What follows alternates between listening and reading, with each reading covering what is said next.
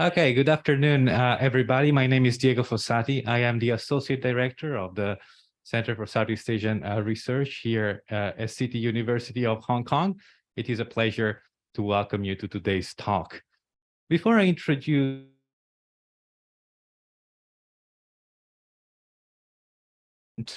next week, an event that we have organized jointly together with the Government and Laws Committee of Hong Kong University, and it will feature a very distinguished guest, former Malaysian Prime Minister, Dr. Mahathir Mohamad. He will be speaking on the state of Southeast Asian politics. This is the title of the talk. The talk will be online, and it is scheduled for next Tuesday, March 11:30. All the information, including the Zoom link, the link for registration, you'll be able to find it on our website. So if you're interested, check that out. It is an event that promises to be very interesting. Everybody's welcome. We're very looking forward to having you all. Now, as for today's talk, our very special guest today is Dr. Danilo Reyes. Dr. Reyes is a colleague here at and the Southeast Asian Research Center. He's a visiting fellow. Dr. Reyes has received numerous academic awards, scholarships, and fellowships for his research on political violence in democracies, including at the National University of Singapore and US, and at McGill University. His work has been published in leading journals such as the Journal of Current Southeast Asian Affairs. Dr. Reyes teaches in the areas of democratic studies, comparative politics, political economy, and development studies. The title of his talk today, Philippines post-dictatorial political violence. So it's a pleasure to welcome Dr. Reyes. Danilo, the floor is yours. Thank you. Thank you, Diego. And thank you also for Southeast Asia Research Center for hosting this talk and the opportunity to present my research. So just to remind everyone that last Saturday, had rose up against a dictator. So for the last 37 years, we have had a democratic development when it comes to politics. And for today, we will try to look back as to what has happened for the last 37 years in the Philippines. So as you may know, Philippines in Southeast Asian context, it's one of the first country to have, topple a dictator, and the first in Asia in the wave of democratization, or the third wave, as Huntington has mentioned. So today, this will be my talk. I will lay out the question for this research and the method and the data in which I will be using in my analysis. So this is the conclusion of my project for my dissertation and thesis. And I will look into the studies on political violence in Asia and as well as in the Philippines to get a sense after democracy was, electoral democracy was restored in the Philippines. And I will look into some of the theoretical arguments before putting forward some of the theoretical arguments and claims that I've had in my research. Then we will briefly review what has happened for the last 37 years in the Philippines when it comes to democratization and development. I'll be talking about the democratic reforms, the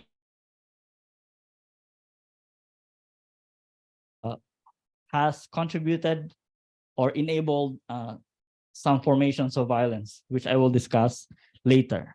Then I will put forward some of the insights resulting from this research on the rationale or logic of political violence. So claims on social and political goals, I will lay out as a insight from this research, and how the kind of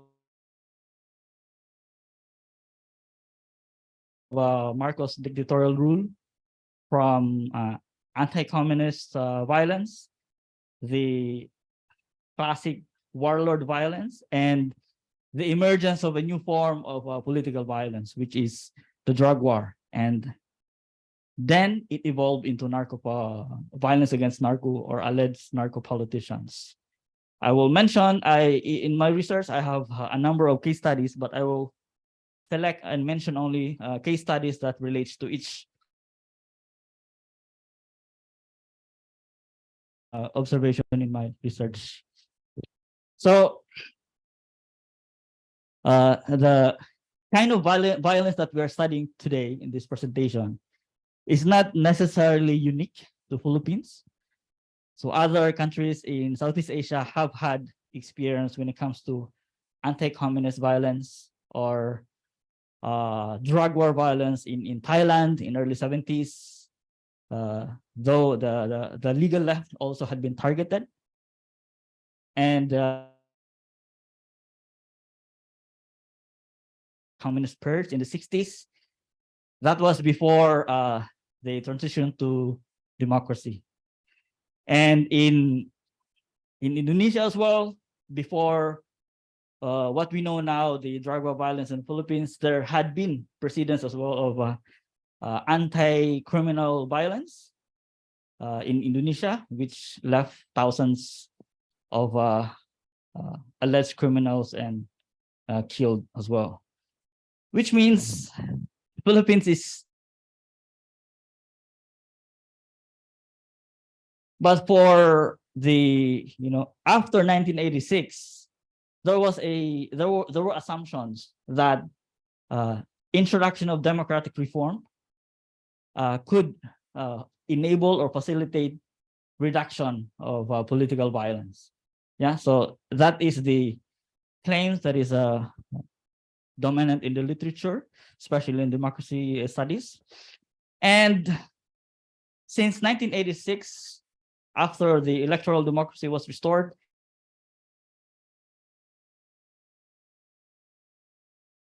party election. So, which means there is strong commitment when it comes to electoral politics since the fall of Marcos rule. Yeah, from local to the national level. And the purpose of this research is really to examine, using this indicator, understanding institutional and procedural lens. So this is put forward by Juan Lins in his 1996 article on how do we assess democratization in democratic countries. Yeah. So this will be the focus of this presentation. So the method and the data for this, we've after 1986, there have been institutionalization of rights, especially the 1987 Constitution, which is a reaction against Marcos' dictatorship and his rule by decree, in which the lawmaking body was abolished. So the enactment or the 1987 Constitution was a response to Marcos' dictatorial rule. And democratic procedures, the restoration of electoral democracy, and the regular election that continue today after Marcos' dictatorship ended, that is meant to encourage political participation through election. So during Marcos' period, there were challenges against his rule by those who had been excluded from politics, political parties that has been banned, those who are critics, and the opposition were not able to participate in political sphere. And the structure was centralized and personalized. So there's a institutional reform that was implemented through decentralization. So the idea is there's an assumption that once power is shared, there will be more accountability and there will be more so there's check and balances if there is a, and the absence of concentration of power would also prevent abuses and monopoly of power. In early period of democratization, after nearly 40 years, we have seen instead the resurgence and the persistence of political violence. In fact, not only one or two, like the anti-communist violence and warlord violence, but the formation of new types of violence, which is the drug war and violence against narco politicians. Yeah.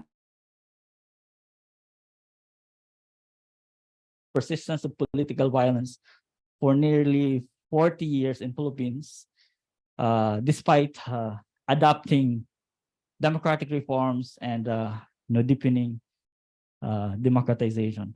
So this research is based on the data set that I have collected from 1986 to 2020. So these are individual narratives of cases of victims from first to secondary sources that I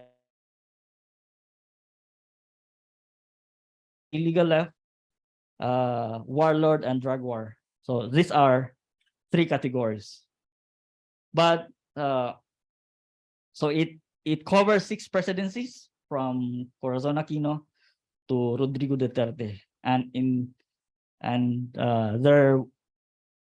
aware that there will be some updates also of this because we have seen documented cases of violence as well that that happened after this, this period. With 62 respondents, and each of these interviews have been transcribed. And in fact, unfortunately, one of the respondents had himself been killed in the process of this research. So 20 fieldwork notes, months of combined visits across 7 provinces in the Philippines, from Luzon, Visayas, and Mindanao. So the idea is to capture this pattern not only in one area, but across the Philippines, to make some reasonable generalization about patterns of violence. Yeah. So before I proceed, so the studies on political violence that has been reviewed for purposes of this research, so I took 3 approaches. So understanding what political violence means and state violence means in the literature. So far, this is what the scholars have mentioned in the literature. Political violence is often understood as violence against the state. So those rebels, alleged terrorists. So that is commonly understood as political violence. But there are also definition of political violence in which the state uses against its own citizens. So that also is a form of violence, but it's a state violence. These are political violence in the literature, but there are subcategories of political violence in the study of political violence within the context of democratic politics. Yeah. So electoral violence. In Philippine studies, McCoy, Anderson, they've conducted extensive research on patterns of electoral violence in the Philippines after the collapse of Marcos rule and the restoration of electoral democracy. And after the collapse of Soviet bloc and the threat of expansion of communism and on anti-communist insurgency and violence. So Philippines in the early period of democratization, this has also escalated. Yeah, and categories about defining what is a state-sponsored violence and its types. Scholars also look into that. And lately, on the revival of studies on political violence, especially in Duterte, the penal populism and violent, that also emerges. But if you look at the literature, violence is interpreted in different ways and in isolation from each other. Yeah, so there is security studies area, there is military campaign area when it comes to violence, state and counterinsurgency and counterterrorism. So if the existing literature when it comes to violence in relation to democratization hasn't really tied through like the connection between different forms of violence. So this is the objective of this research, to explain the persistence of political violence within the context of democratization. So there are literature that explains patterns of political violence.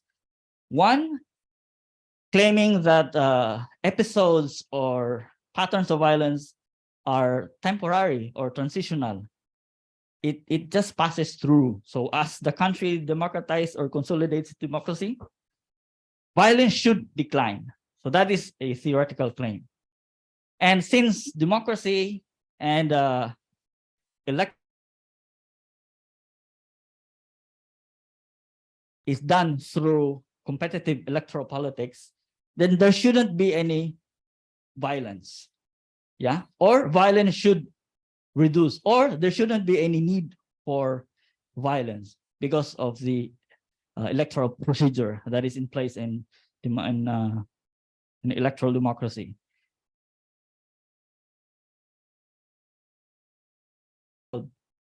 From power or couldn't win election. But in the Philippine context, we've seen not only the revival, but still the persistence of political violence targeting the left. Left here means those who are engaged in party-list politics. So they are above ground organization who took part in party-list election and then make use of the legal process or right in the constitution on political representation. And warlord violence, the traditional previous years, it was more on against their opponents, yeah. But lately it has also evolved. So and it created, I define this category, 3 forms of new types of warlords. The cacique, this is very common, the landlord warlords who fought or suppress opponents. They are land-owning landlords and class. They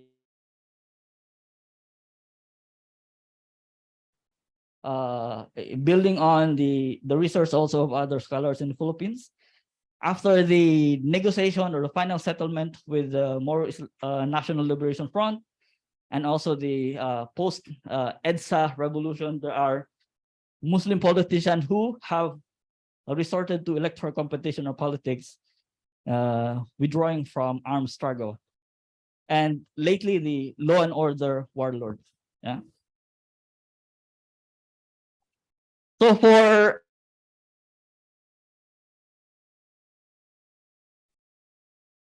my approach when it comes to explaining the pattern of political violence is to understand the logic or the rationality of the persistence of violence. And one of these is the intention of violence itself. So across the three forms of violence, there is a coherence or commonality when it comes to the spectacle, like to sow fear and fright, really to shock and awe.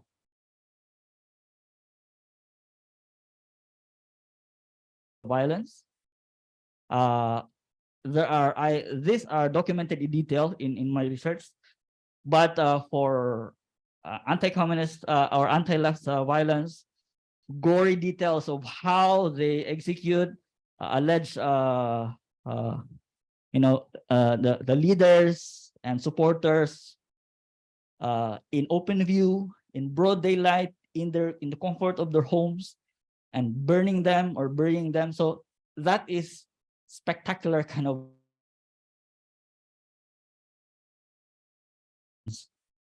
So you might have heard about the massacre of journalists in broad daylight and burying them in one pit, named as one of the worst electoral violence in the Philippines. That was masterminded by a Muslim political warlord in Mindanao, the Maguindanao massacre. And the rise of Duterte from local to national politics when he was elected, that was the apex of how spectacle of violence are about it. There's no pretense, photographs, videos, people talks about it openly, and then there's endless coverage as to how a person could be killed, and they had been killed. So apart from explaining the logic of violence, to connect this one to democratic politics and democratization, so my approach in explaining is to understand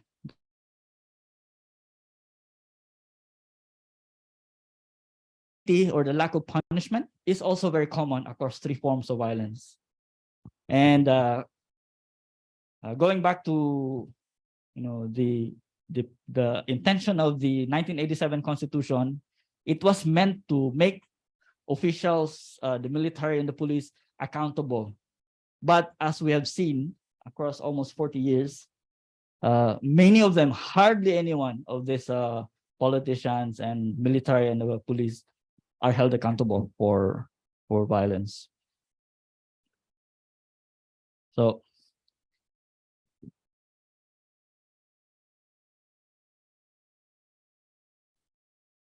from 1986 to 2022, so the three forms of violence, it coincides with the enactment or the adoption of reforms.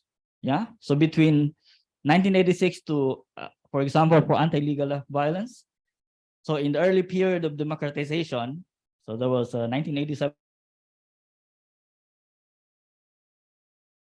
Is different. In those days, in the early period after the collapse of the Soviet Union, it was more about anti-communist insurgency. Yeah, there was a period in which the split within the Philippine left, the factions within the Philippine left, but that's different. So what I focus in this research is the democratic reforms after the adoption of the party list system. That is meant to incorporate political parties, even the left, to be part of the electoral politics. So to encourage political participation, to encourage communists and leftists to abandon armed struggle. So that was the purpose. And warlord violence, even though we have heard or we have seen documented cases on violence between competing warlords, but the effect of local government code in which the power is decentralized from national to local, we have seen the rise also, the escalation of political violence among local warlords. And in fact, as I mentioned earlier, the formation of different types of warlords. And drug war violence, so the idea is because of the increasing autonomy, the enhanced independence of local political leaders. This enabled drug dealers and criminals. So it just adds on, especially in Davao, to the history of anti-communist vigilantism in Davao. So the claim is the message that each of these forms of violence seeks to convey, against the left. So it's very clear that despite the legal nature of your work, despite the legitimacy of your claim of representative by a marginalized sector, you are not safe. That is what it means. For warlords, despite the diffusion of power, power sharing, and the new political order that encourage opposition,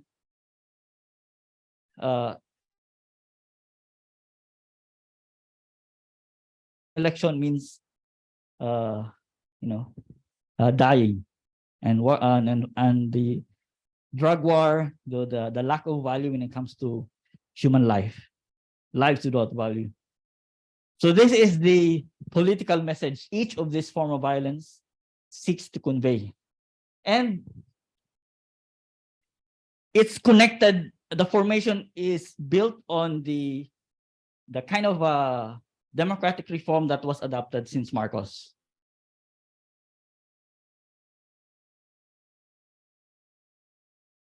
So the party list election, officially it started in 1998. But those who joined the party list election in 1998 and before 2001, they were moderate leftists. So they're not really progressive. So and the left who participated the party list election on the first stage of it, they also are not sympathetic with armed struggle. So there's a big difference when it comes to participation of the left. And this research looks into the participation of the legal left, especially Bayan Muna, and their political allies, or the Makabayan bloc. And so the encourage inclusion, political inclusion. But despite the legal nature of political parties, there is thinking that the rise of these leftist leaders threatens the military, and for warlord violence, there was a restoration when it comes to traditional local politicians. So the decentralization or diffusion of power had enabled the rise and consolidation of new warlords that I've mentioned earlier. So the three categories, and so it's interesting that there was a shift and reversal when it comes to source of power. So in the past, the powerful figure are national politicians, but with decentralization,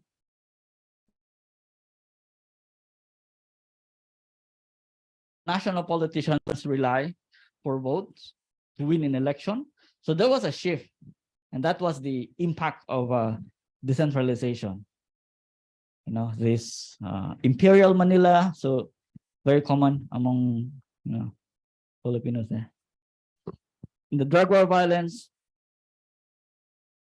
so it's the kind of vigilantism is not entirely new, but before it was against the communists. So there was a residue. So when Duterte,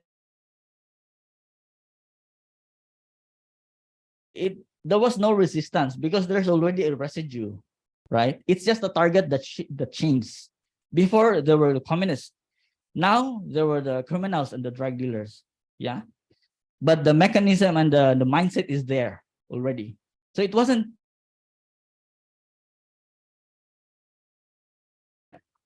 And the Davao Death Squad is oriented towards that. And in fact, some of the proponent or those who are knowledgeable about Davao Death Squad, they know very well that the kind of approach that they take is based on the anti-communist vigilantism in Davao in the late 1980s. Yeah, and then because of this,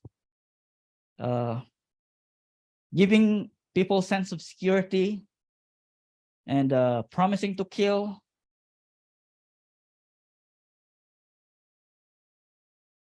No, by the new warlords.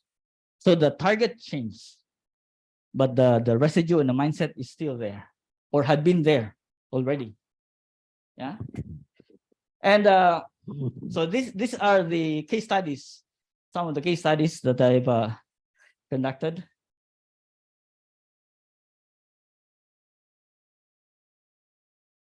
So if there is a weak presidency, there's a tendency that violence against the left escalates because the president also needs backing from the military, or they let he or she let the military do their thing. And it's very conscious that it is meant to dismantle the social and political structure that supports the left. So in many in provinces where there is an active insurgency, that's where the military.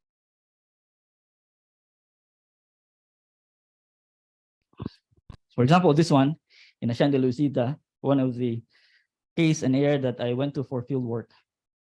So the Aquino, many of those targeted, in addition to the massacre by Muna and the left, they were also targeted. And based on my interview in the field in those days, you can hardly find leftist activists who would remain active. So that's the purpose, to really dismantle the structure that supports the leftist politics. And for warlord violence, status quo, the creation, the maintaining the relation protected when it comes to when they commit crime and wrongdoing. And the rise and fall of warlords relies on their connection and link with national leaders as well. And then in my research, I've studied a number of warlords who had fall from power because they don't have strong connection with national leaders. And then this is already the rise of Duterte as president and his daughter really the consolidation, of their power. Yeah.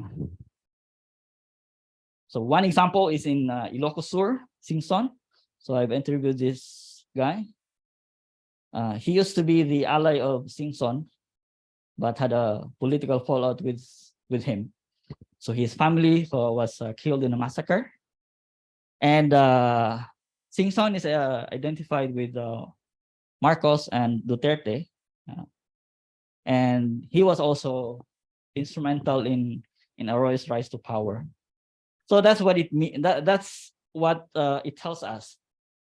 There's a common knowledge that he was involved, but none of the investigation had led to prosecution.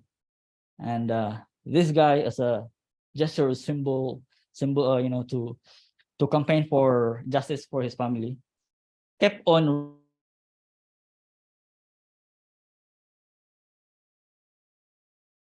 So, and for drug war, the emergence of new dynamic or relationship, and this new form of extracting vote. So it's in addition to giving money,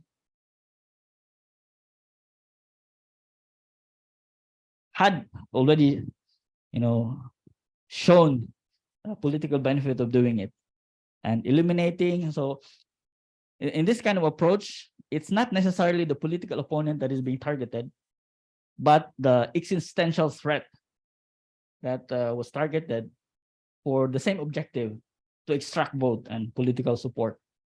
Yeah, stoking fear, infiltration of narco politicians in the country. But if you look at it, after Duterte,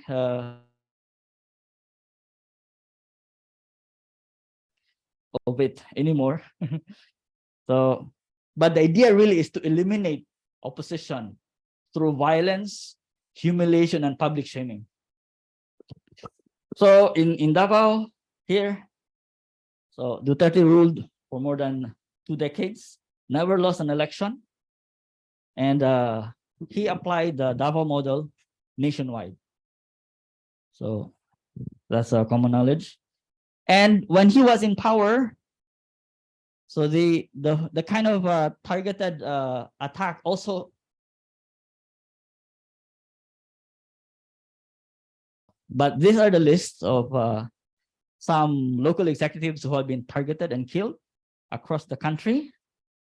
And they had political fallout with Duterte, or Duterte had in some of these areas, or the members of the party. Yeah. So this data also needs to be updated because there have been cases of political violence targeting local political leaders lately. I need to check what is the reason. And the question about how did this happen? Why there was no resistance, or why was it so easy to absorb that one, a new form, right? Because long before,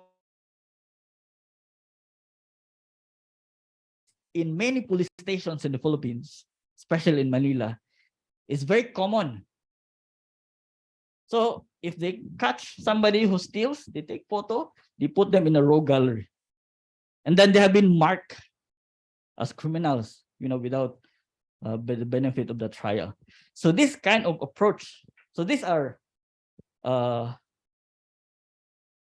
real individuals. I took this photo from a police station in Manila, and it is public.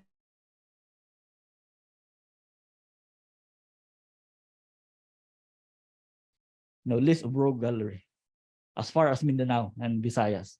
So it means when the government waged war against criminals or drug dealers, again, it wasn't that difficult because there's already a residue. It's just a matter of institutionalizing it. And you have that already in mind, right? So when they wage the drug war, war on drugs, targeting criminals, within a short period of time, many of these police stations, they can deliver names, rogue gallery, yeah? So that's one of the mechanics, yeah, in the campaign. Electoral competition reduces level of violence. So this research offers a different explanation, which means democratic reforms and practices can also sometimes lead to an increase in political violence. In fact, resurgence, persistence, and to political violence, the expansion of power, consolidation, and so there's a material reward, and it has been proven, rising from local to national politics, and impunity. So this is the new perspective in understanding impunity. So impunity usually is explained through weak institution, weak state, but this one, this research finds that there is a rationale or logic as to why impunity happens. And so hopefully this is a modest contribution when it comes to research on political violence in democracy. Thank you.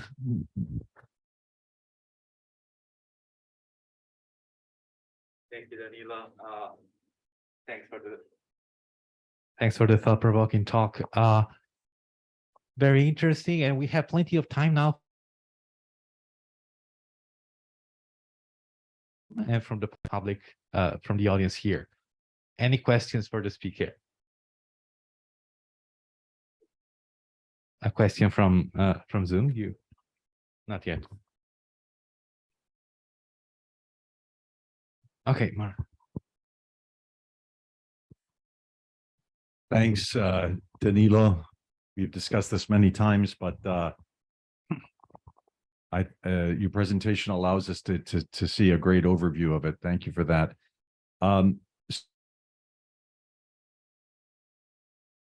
You make the point about the distinctiveness of the drug war violence, which had been pioneered at the local level before being nationalized during his presidency. But there are a couple of other things maybe you can address. First of all, how he then segued into anti-left violence with the red tagging, and how that compares to the Arroyo period and the Cory-Aquino period. And also, you mentioned that anti-left violence tend to increase under weak presidents. So, was Duterte in some way a weak president, vulnerable to military pressure? Because I think presidency, as he continues this tradition of anti-left violence after, of course, a period of negotiations that you might want to mention. Some in the audience might not know that. But also, of course, the issue of the various forms of violence that he practiced. And maybe last point that you raised in passing, but I think it's worth emphasizing, the way you said that the targeting of so-called narco politicians could be seen as a way of dealing with his political opposition.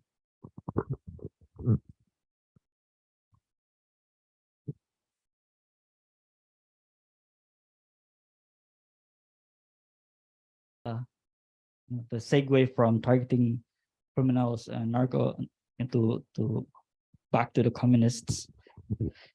I think it's more on the pressure from the military, because Duterte had more source or stable power in Mindanao, even his links with the communists. So he has links with the communist rebels in Mindanao, and in fact, Mindanao gave him really high number of votes, and even so the challenge was, after probably realizing that having connection with the left in Mindanao, like negotiating a surrender, hostages, even going to their camps, or knowing some of the NPA rebels, does not really give him a some kind of leverage when it comes to national negotiation. So, but when it comes to peace negotiation, in which he has to deal with the national leadership of the Communist Party of the Philippines, and different strands of positioning among the left outside Mindanao, then the easiest way to deal with it is to target the left. In my view, that could be one of the reasons why there was a shift, segueing from targeting criminals and to the. If we remember, once a politician or political leaders is identified with the left, there is a high tendency of a coup d'etat. It happened in Cory's time. And even though Duterte had strong electoral support from Mindanao, but outside Mindanao, he still needs the support of a powerful political figure. And Arroyo is one who had, despite different military challenge, both by the rightist military and the communists. So that, in my view, explains why there was a shift, keeping in mind the history of the military pressure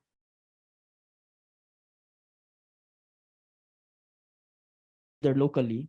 But if you don't have solid roots outside your fiefdom, then you really need to rely. And lately, again, Arroyo's defense of Duterte by passing a resolution in Congress to block any effort to investigate Duterte by the International Criminal Court is another thing, because he's no longer in power. But so his influence is limited. And I think that explains, in my view, why he shifted and then making it open that this break with the left in Philippines. And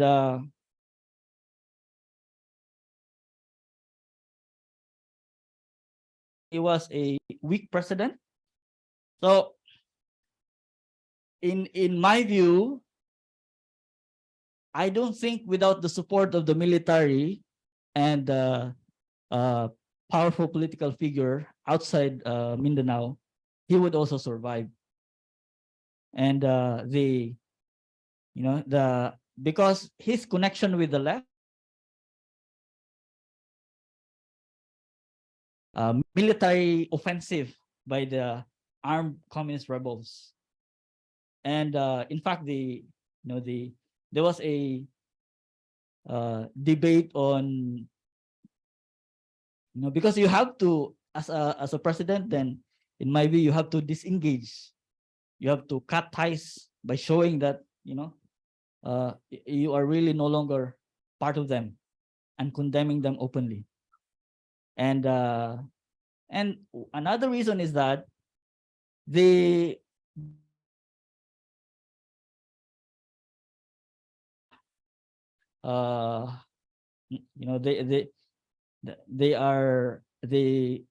advocate nationalism, and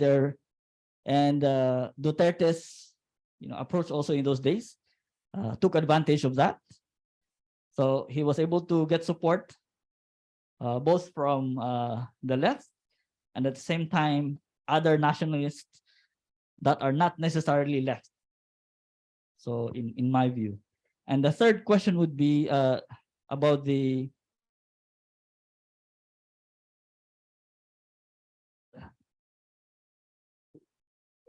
as a strategy to deal with opposition. So in my view, it is, because it has also been done in Davao, especially Jun Pala. So he's a former anti-communist vigilante leader in Mindanao, and then he did not necessarily frame Pala as narco-politician, but that is his way also of eliminating those who are opposed to his leadership and the critics. So if you look at Davao now, there's no longer an opposition in Davao. So there used to be in the 80s, in the early period of democratization, but with sheer violence and humiliation, because he understands how these things works locally, then not only weak, but there's no opposition to his kids, and then to occupy power.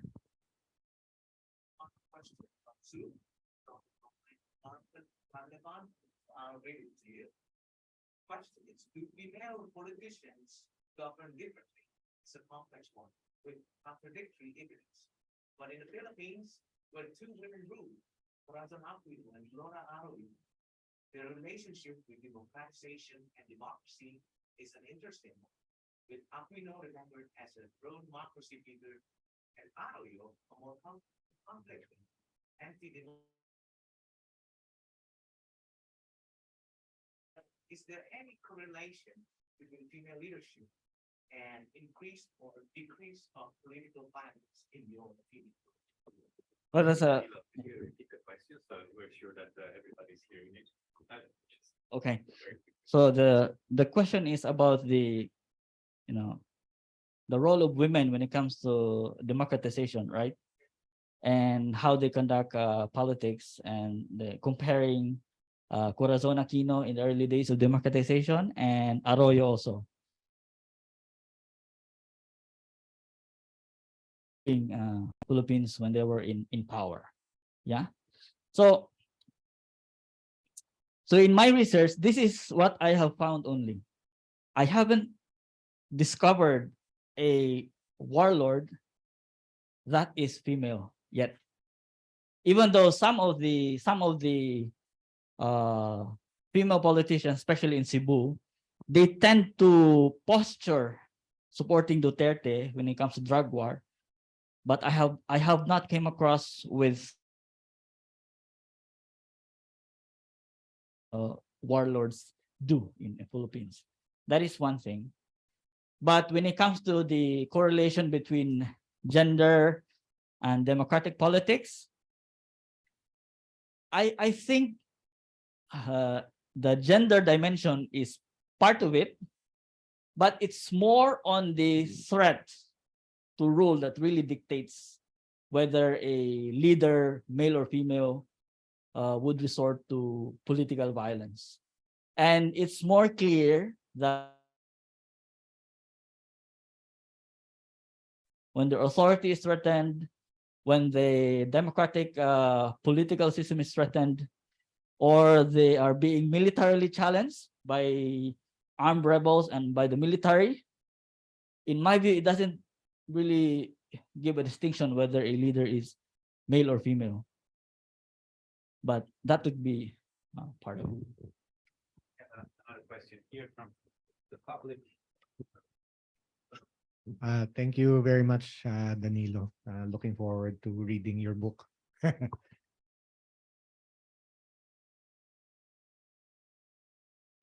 Take away from your presentation, maybe it's oversimplified, but what I got is that political violence in the Philippines has persisted because it's useful to those in power, whether at the local or national level, and they can get away with it. But I guess my question is, so if that's the the rationale or the reasoning, why isn't it more common across different countries? Why is this makes this more, I don't know, that why this is more observed in the Philippines, or am I wrong? Is it actually quite common? I just don't know about it. Thank you, Paul. There's one factor why, especially against the left, is very pervasive and persistent, because also of the continuing existence of the armed struggle by the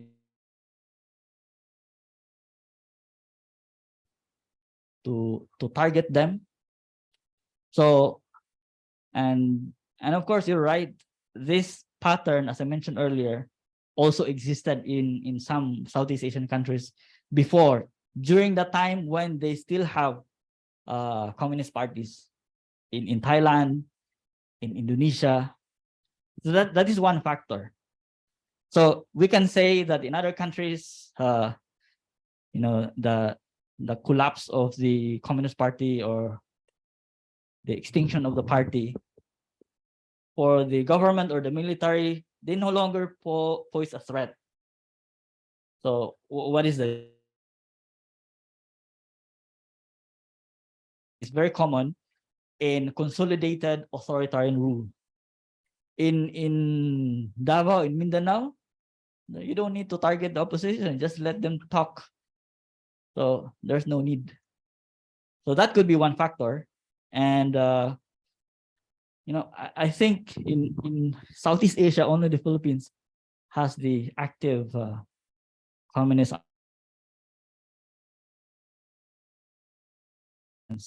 When it comes to warlords, still the question of land in Philippines remains unsolved. So the source of power by many politicians is land-based. Yeah. And another dimension also is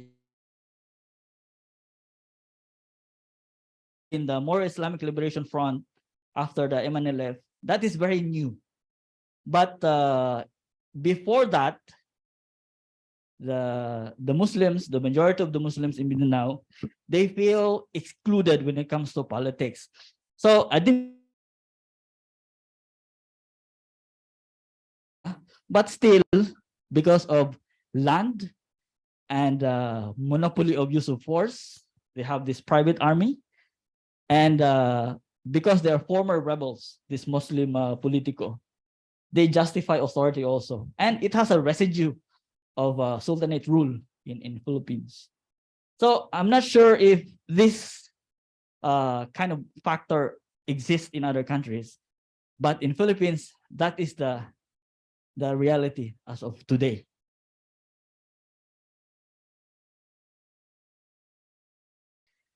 Perhaps what happened in Mindanao as evidence A for Duterte, it only, there's a simmering of kind of violence, but it only explode after he ran for president. So it triggered like a ripple effect to other countries that yes, the criminals are the problem, the drug is a problem, but actually there had been issue about a problem about illegal drugs. So it's not new. What is new is the shift when it comes to target from political opponents to the existential threat. And that's very normal in if you have a if you know within a country that has long history of lack of accountability, the police they can get away with it. So that could be another explanation, but I'm not sure if criminal killing also in Indonesia. So there's some similarities, but in fact there was a tendency by Jokowi to support Duterte. So it means there was some residue, in other countries that they also support that one. Yeah, even in in Thailand. So it means there is something, and it's only a matter of countries articulating it if they want to make use of it as a political capital to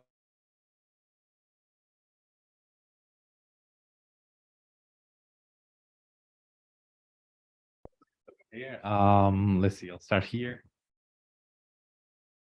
Thank you. Just one brief question from me. As a former journalist myself, I'm very, honored for one having a Rappler Indonesia, from Maria Reza, like one of the most distinguished journalists from your country. But in yours presentation, I haven't really heard about the role of journalists in, channeling reforms or try to fight this kind of impunity or violence. So what's the role of journalists in the Philippines these days? Thank you.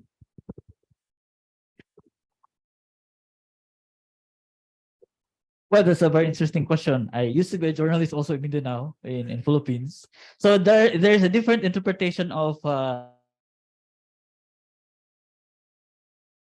the place where the journalist works. It depends on the kind of outlet that he or she works. But they could either be co-opted by politicians, not only politicians, but also by the military and the police.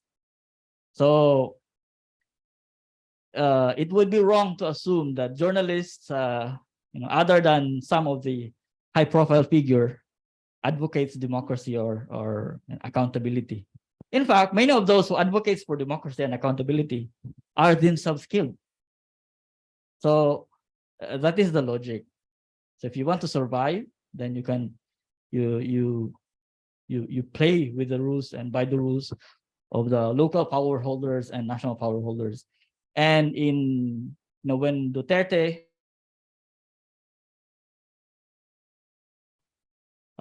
staff are former journalists, many of them are friends of mine. So it's not necessarily the case, just like Maria Ressa, because she has a different history. His upbringing is from the US and he has a different view. He was exposed to other countries, but many of the journalists, especially those who work for Duterte, have not had that kind of exposure. So it's more about loyalty.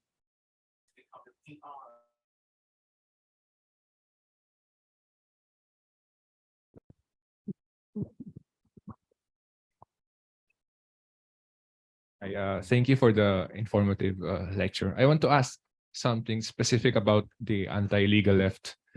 There's this notion among the left that Ferdinand Marcos Sr. was actually their biggest recruiter because he, quote unquote, helped increase the number of NPA rebels. So, but given your extensive fieldwork on this subject, how would you of violence, especially state-sanctioned violence, as regards the current strength of the left? Is violence helping them recruit more members, similar to the case of Marcos Sr. in the past, or right now, do you think they are effective in weakening the strength of the left?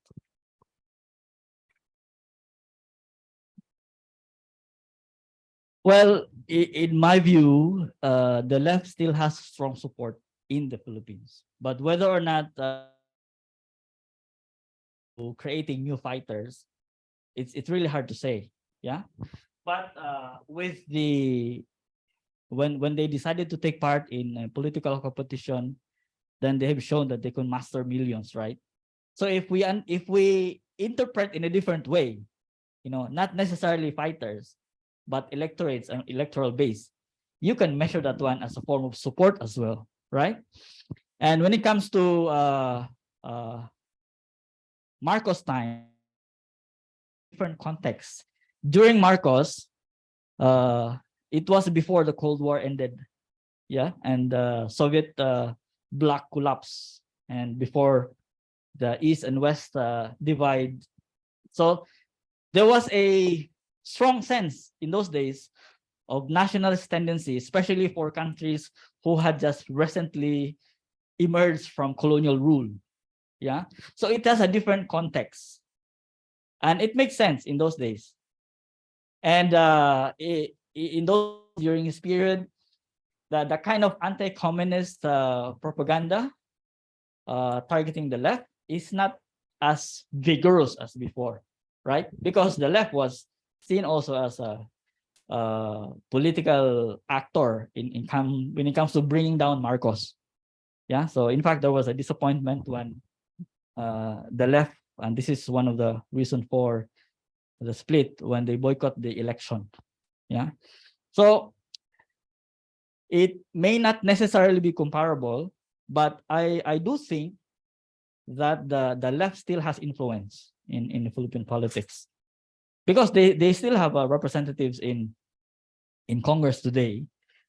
But another interesting development would be the future of the left after Professor Joma Sison died. So that is what we have yet to see. Another question here. Thank you, Danilo. Actually, I am a layman in Philippine politics, and thanks for your presentation. I learned a lot. So I have a very simple question. So what is reactions of common people towards this political violence, especially those elite middle class population, how they react this political violence? And is there any politicians when he or she do some elections campaign, use slogans like, we need to stop those political violence, we need to use a more peaceful way to practice our democratic regime. So is there any of these kinds of politicians? That's my question. Okay. Well, that's a very interesting one. When we talk about a class of the middle class or Filipino class that is speaking out against political violence, unfortunately, it depends on the kind of violence that they are opposing. But when Duterte ran for president, he has a very large support from the middle class, especially those who are abroad, the overseas Filipinos. And that is drawn from many years of frustration when it comes to lawlessness.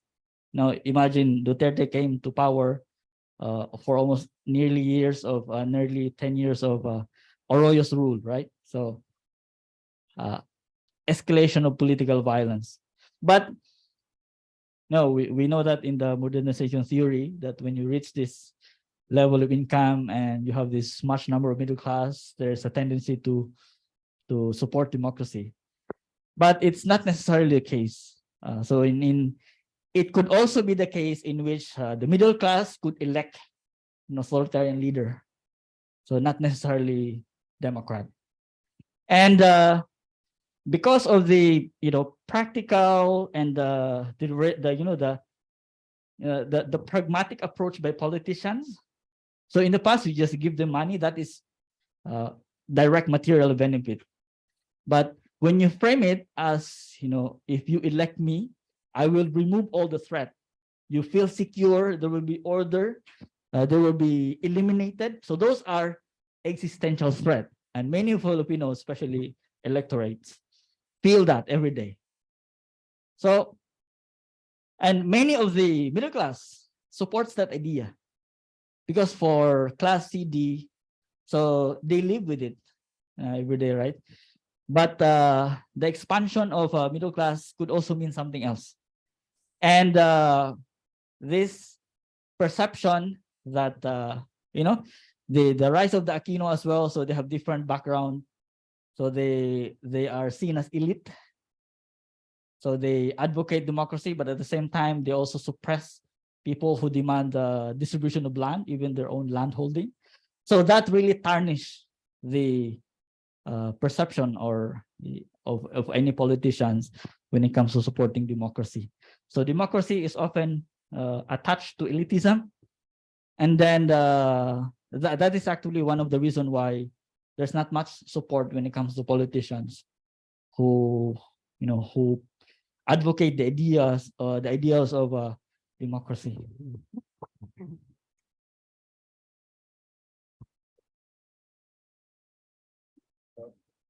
Danilo, what do you think it would take to end political violence in the Philippines?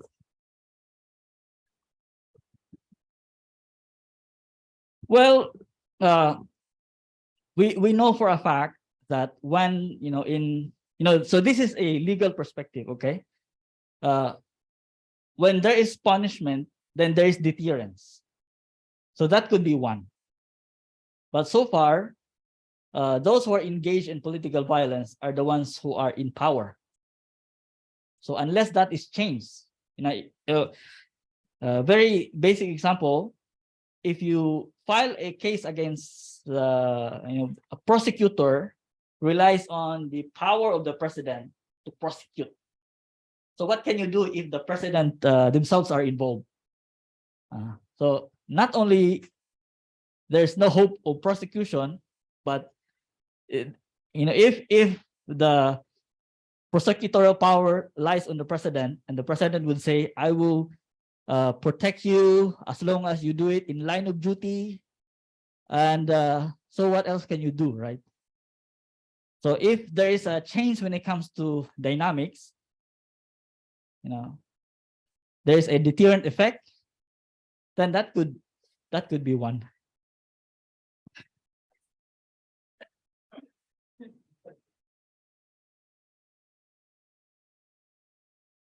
Okay, well, if there are no more questions, please join me in thanking our speaker, Dr. Reyes.